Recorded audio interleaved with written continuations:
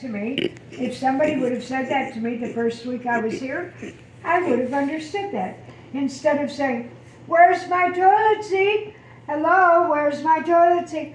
You know, and you not responding. And she said, "Well, I'm sorry. I just thought I was supposed to deal with Morrison patients." Well, and I said, yeah. "You know, I told you in the beginning this was my 14th trip to Africa. Correct. It's not your And I first stayed for rodeo. a week or a month." And I said, "I have never been Humiliated, like yes. this. I've never been ignored like this. I've never been treated like this. They always come in and greet me and stuff." And I said, "I'm telling you right now, I book a lot of things on bookings, and I book a lot of things online, and I do a lot of stuff on Facebook. And you're not going to be happy. But I have to Yeah, say, the right, yeah. my bookings are Facebook." Well, her face changed. Her whole demeanor changed. All of a sudden, she was my buddy. Oh my goodness. She said, "I had a relationship with Morris and his wife because we dealt with it, you know, for 2 weeks before." I said, "If you would have stepped your feet inside this door, you would have had a relationship with me too." Yes. But No. you never greeted me. You never came to say, "Hello, how are you?" Yeah. Nothing. Welcome. Nothing. Nothing. That was disrespectful. She was so, every day she was there at that apartment. "Good morning, Mother. How are you? How are you doing?" Yeah, good mother let you have Let me it. take a picture. Where are you going? Let me take a picture, you know, and all of this stuff. And Did she bring the toilet? no, she couldn't. No? She didn't. She had to do the whole toilet. It Okay. wasn't just a seat you Okay. could put on. And if I just set a seat down there, I'd probably end up falling off. So, you know, it was better the way it was. But, you know, she said they couldn't come in and clean my room because I had so much stuff in it. I had boxes and stuff. And I said, "Well, it never bothered anybody anyplace before, because what they would do is they would move the stuff on the bed over to one side, put the sheet on, move the other stuff over, and put it on." They always did it. Yeah. But that's fine. I don't mind putting the sheets on. I don't mind putting the sheets on. But when the sheets are chewed up on the bottom because the mice ran out of food, Yeah. they're eating the bed, then I have a problem with those sheets. You know, I need sheets that fit on the bed, not or People all don't chewed even up know at how the to bottom. do business.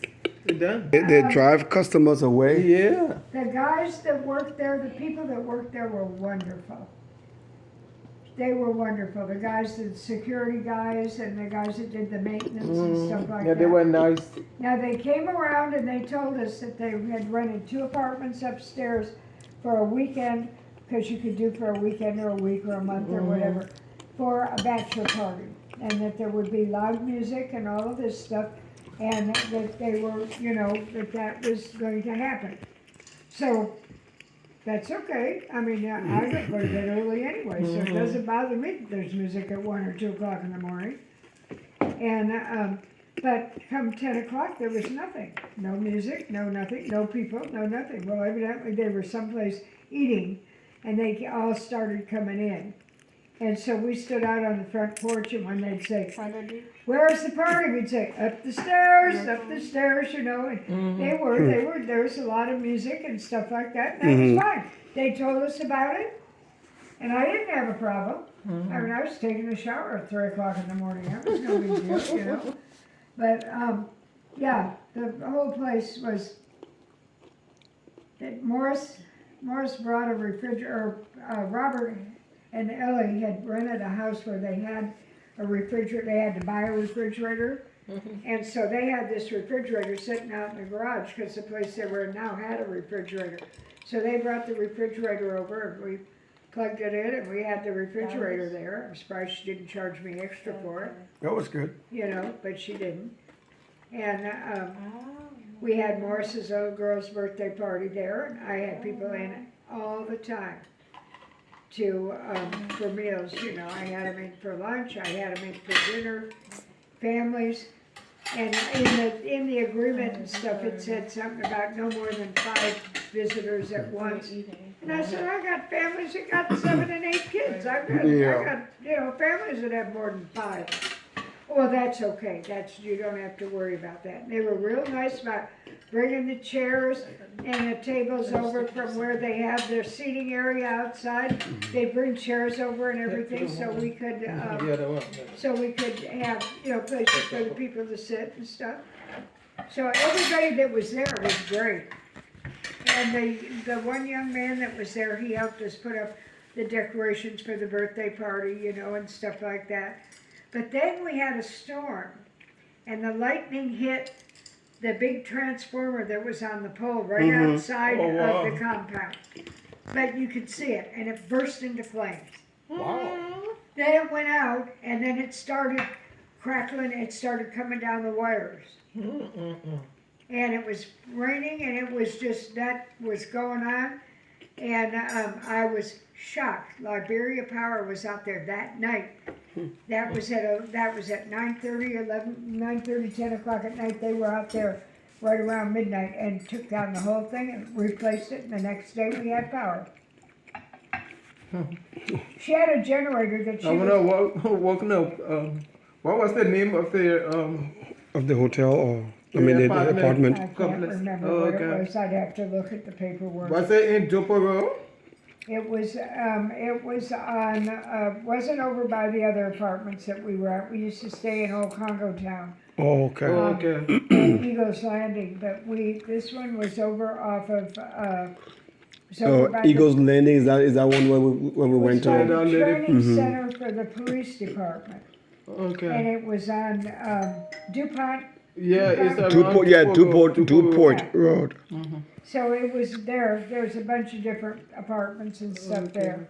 Not a But, business, a lot of people the don't. people were nice, the people that worked there were nice and everything, but they only gave you cooking gas. When you first got there, you had cooking gas. The tank was literally almost empty. You had enough. You gotta fill it up. The rest of the time is on You it. had to fill it up, yes, you had to fill it up. Got you. But that's not You as be on bad. your own. The other apartment that I was at, I was there all 4 weeks.